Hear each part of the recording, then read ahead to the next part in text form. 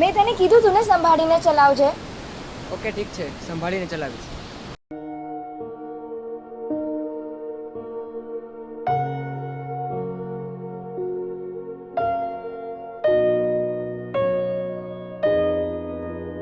એ એક ખરાબ માણસને મળી અને સારું ખાવાનું ન મળવાથી એ બીમાર થઈ અને મરી ગઈ.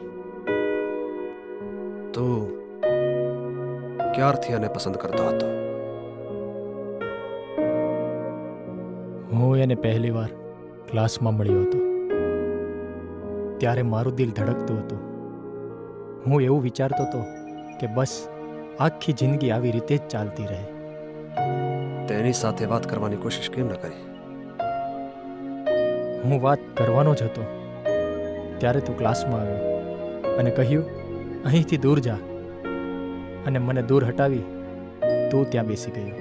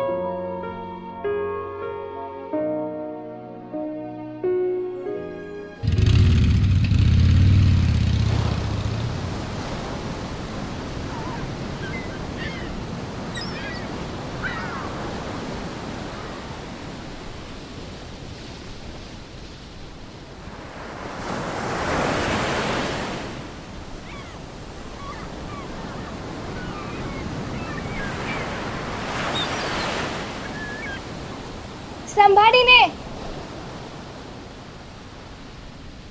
દિનેશ,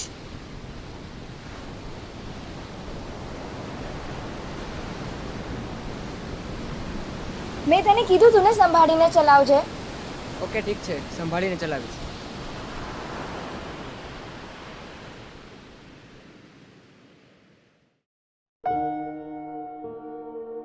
મને વિશ્વાસ હતો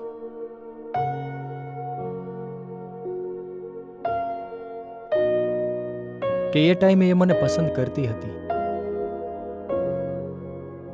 પરંતુ ઘણા લોકો ક્યારેક સાચા દિલથી જેને ચાહે છે એ એને મળતું નથી.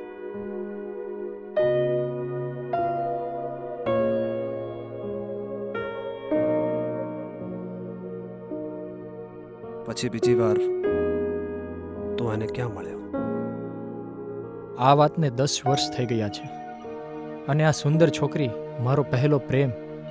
એક વીંટી હાથમાં પહેરેલી હતી અને તે પ્રેગ્નેન્ટ હતી, અને એની પાસે રહેવા માટે ઘર ન હતું, અને એનો પતિ એને છોડીને ચાલ્યો ગયેલો, અને મારા માટે એટલું પૂરતું હતું કે એને મારા તરફ જોયું ત્યારે એ ખૂબ જ સુંદર હતી.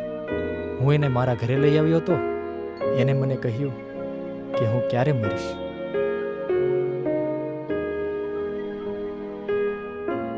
ચલ સૂઈ જા, તને શું ફરક પડે?